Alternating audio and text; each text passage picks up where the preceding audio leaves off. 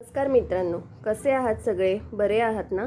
आज आपण बघूया, ठरलं तर मग या मालिकेचा आजचा म्हणजेच 27 फेब्रुवारीचा एपिसोडच्या सुरुवातीला आपल्याला दाखवतात की अर्जुन घडलेल्या प्रकारामुळे खूप रागावून त्याच्या खोलीत येतो. सायली म्हणते कोणत्याही स्त्रीला तिच्या नवऱ्यापासून लांब राहणं अशक्यच असतं आणि तिला आपण समजून घेणं खूप गरजेचं आहे.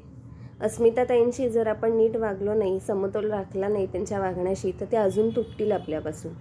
सचिन भाऊजी जर सुधारले तर चांगलंच आहे, पण जे तर नाही सुधारले तर ते अस्मिताताईंना कळेपर्यंत त्यांची साथ द्या बस.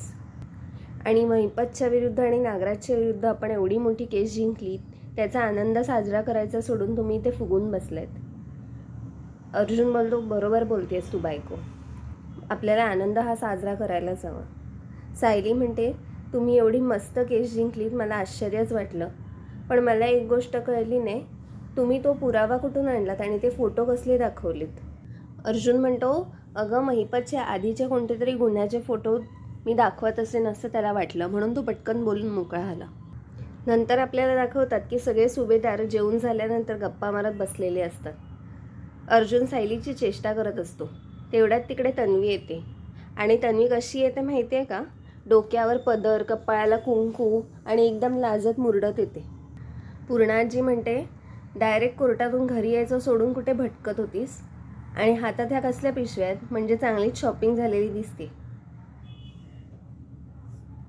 अश्विन म्हणतो, अगं ती देवळात गेली होती. तन्वी लगेच म्हणते, हा घ्या प्रसाद. 22 वर्षांपूर्वी आमची ताटातूट झाली होती आणि त्यासाठी मी नवस बोलले होते की ज्या कोणी माणसाने हे केले त्याला शिक्षा व्हावी, आणि आज शेवटी शिक्षा झाली, म्हणून मी तो नवस पूर्ण करायला गेले होते. अर्जुन, सायली जरा इकडे या. मला माहिती आहे तुम्ही जे आज केलेत त्याची मी परतफेड तर करू शकत नाही, पण माझ्याकडून एक छोटीशी भेट आहे तुमच्यासाठी. रविराज म्हणतो, तुझे डोळे उघडलेत आणि तुला खरंच आम्हाला न्याय मिळावा असं वाटलं असतं तर अर्जुन आणि सायलीला तू मदत केली असतीस. तू ती मदत करायची सोडून सायली त्याच्याशी भक्कमपणे उभी राहिली, तिने त्याला मदत केली.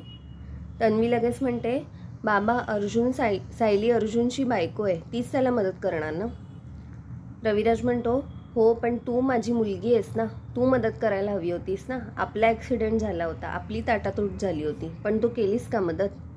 तू आमच्या मनामध्ये ते स्थान कधीच घेऊ शकली नाहीस, म्हणून तो मान आम्ही सायलीला दिलेला आहे आणि तू ते स्थान तू कधीच घेऊ शकत नाहीस. समजलं तुला? आता निघ. तन्वी वळते पण पुन्हा येऊन बोलते, बाबा तुम्ही माझी जागा सायलीला देऊन टाकलीत. काही हरकत नाही, मी पुन्हा ती जागा मिळवून दाखवेल. आणि ज्या दिवशी तुम्हाला वाटेल ना की मी ही जागा मिळवली आहे, त्या दिवशी मात्र तुम्ही माझ्यावर प्रेम करा. आणि तन्वी लगेच तोंडाला पदर लावून तिकडून निघून जाते. आता हे सगळं नाटक बाकी सुभेदारांना लक्षात आलेलं असतं, पण एकच व्यक्ती असतो ज्याला हे खरं वाटतं, तो म्हणजे अश्विन. लगेच त्याला वाईट वाटतं आणि तिच्या मागून तो जातो. नंतर अर्जुन आणि सायलीच्या दरवाजाला प्रिया ते गिफ्ट लावते. लगेच त्याच्यामधून सायली शोधून काढते, ते एक मग असतो आणि त्याच्यावर लिहिलेलं असतं, यू आर द बेस्ट.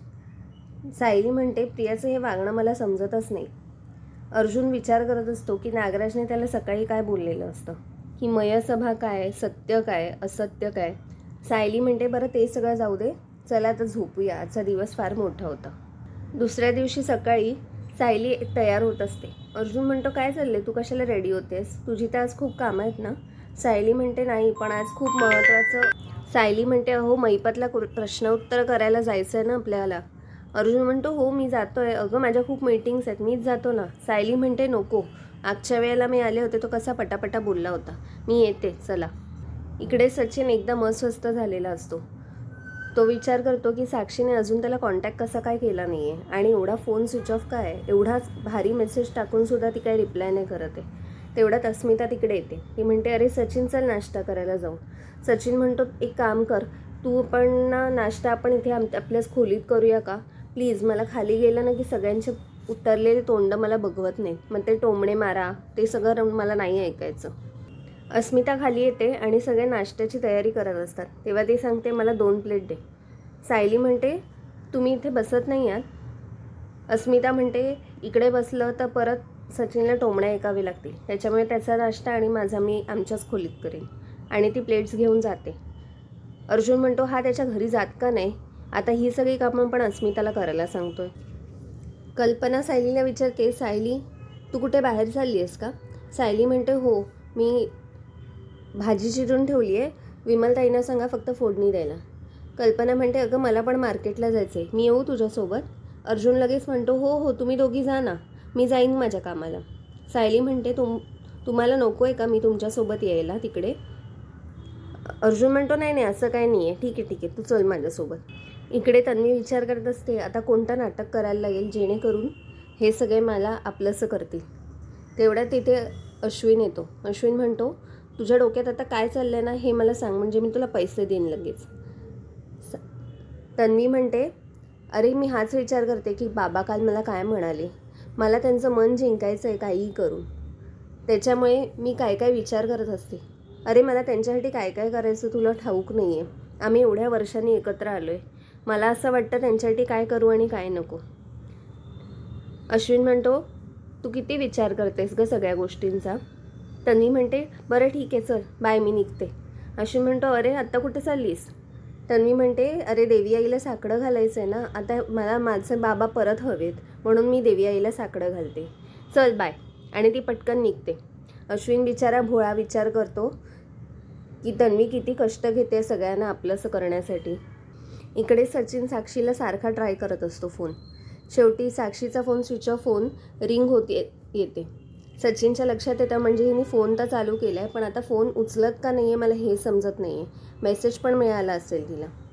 आणि तो हे बोलतो फोनवरती की काय चाललं आहे यार हिचं, वैतागून. तेवढ्यात तिकडे अस्मिता येते. अस्मिता म्हणते की कोणाबद्दल बोलतोयस? सचिन म्हणतो, नोकरी सोडली तरीसुद्धा कॅनडाहून फोन येतात आहेत मला. अस्मिता म्हणते, खोटं बोलू नकोस, तू म्हणालास काय चाललं आहे हिचं?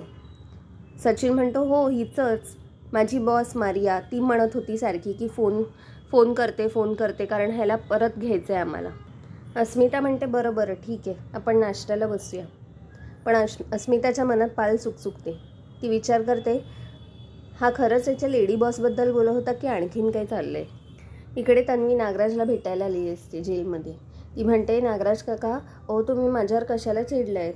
तुम्हाला दिसतंय का घरातलं कोणतरी आलेलं तुमच्या मदतीसाठी? पण मी आली आहे ना, तुम्हाला खरं सांगते, काल कोर्टातून घरी जाईपर्यंत मी पूर्ण वेळ रडतच होते. का माहिती आहे का? कारण मला फार वाईट वाटलं होतं की तुम्हाला जेलमध्ये टाकावं लागलं आणि जन्मठेपेची शिक्षा झाली. नागराज म्हणतो, मगरीचे अश्रू, मला 2 मिनटं पण नाही लागणार, जरा जेलमधून सुटलो ना तर तुझा गळा दाबून टाकेन. आणि तुला माहिती आहे कोण विचारणार पण नाही, कारण एका नीच बाईचा मी माझ्या हातून खून केला आहे. इकडे सायली आणि अर्जुन मैपतला भेटायला आलेले असतात. मैपत म्हणतो, मला वाटलेलं परत तुमची तोंडं बघायला लागणार नाही आहे, पण तुम्ही आलातच. सायली म्हणते, मला बाकीच्या प्रश्नांची पण उत्तरं हवी आहेत म्हणून आम्ही आलो आहे. सायली म्हणते, तुला माहिती आहे का मैपत तू इथे का आहेस? कारण त्या अपघाताचा पाठ तू पण होतास आणि तू त्याच्यावर थांबला नाहीस. सगळ्यांचे आयुष्य उद्ध्वस्त करत गेलास, मग आमच्या आश्रमाकडे वळलास आणि त्या पापांची फळं कशी मिळाली कळलं ना तुम्हाला?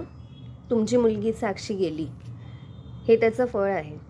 मैपतच्या लक्षात येतं की सायलीला माहिती नाही की साक्षी जिवंत आहे. अर्जुन मानेनेच खुणवतो की तिला काही माहीत नाही आहे.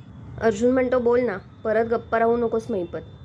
इकडे तन्वी नागराजला म्हणते, तुमचा माझ्यावर विश्वास नाही आहे ना, ठीक आहे, पण माझ्या प्रयत्नांचं फळ नक्की मला मिळेल आणि तुमच्या लक्षात येईल की मीच तुमची सर्वात मदत करते. हे जे काय आहे ना जिथे तुम्ही डांबून ठेवलं आहे त्याच्यातून बाहेर काढायला एकमेव व्यक्ती तुम्हाला मदत करू शकते, ते म्हणजे मी. नागराज म्हणतो, तुला मी फक्त 1 महिना देतो. या 1 महिन्यात जर तू मला बाहेर काढलं नाहीस तर मी ह्या तुरुंगातच तुला मारून टाकेन. सायली इकडे मैपतला म्हणते की नागराज म्हणाला होता की असं सत्य काही आहे जे आमचं आयुष्यच बदलून टाकेल. हे काय सत्य आहे मैपत? मैपत म्हणतो, सुभेदार साहेब, तुम्ही म्हणालेला तुमची बायको कमी शिकलेली आहे, पण ही तर वकिलाच्या वरची वकील निघाली. हिचा मेंदू त्या दामिनी देशमुखपेक्षा जास्त तेज चालतो. जो येईल त्याला कापून टाकते. सायली म्हणते, माझ्या प्रश्नाचं उत्तर दे, हे काय सत्य आहे? मैपत म्हणतो, तुम्ही जशा चालताय ना तशा चालत राहा. आज ना उद्या तुम्हाला हे प्रश्नाचं उत्तर मिळेलच आणि ते उत्तर तुमच्या घरातच लपलं आहे. मित्रांनो, आजचा भाग इथेच संपला. पुढील भागात आपल्याला दाखवतात की अर्जुन आणि सायली नागराजला भेटतात. नागराज म्हणतो, तुम्हाला तुमच्या घरातलं सत्य जर जाणून घ्यायचं असेल तर तुम्हाला माझ्याकडे यावंच लागेल. अर्जुन म्हणतो, आम्ही तुझ्या कधीच हातापाया पडणार नाही ते सत्य जाणून घेण्यासाठी. नंतर सायली विचार करते की महिपत का नाही सांगत आहे. नागराज तर ठीक आहे, पण महिपत का बोलायला तयार नाही आहे, आणि असं कोणतं सत्य त्याच्यामुळे तो गप्प बसू नये. मित्रांनो, आपण भेटूया पुढच्या भागात. चॅनलला सबस्क्राईब करायला विसरू नका आणि बेल आयकॉन नक्की दाबा, म्हणजे जेव्हा पण नवीन व्हिडिओ येईल तेव्हा तुम्हाला लगेच समजेल. बाय.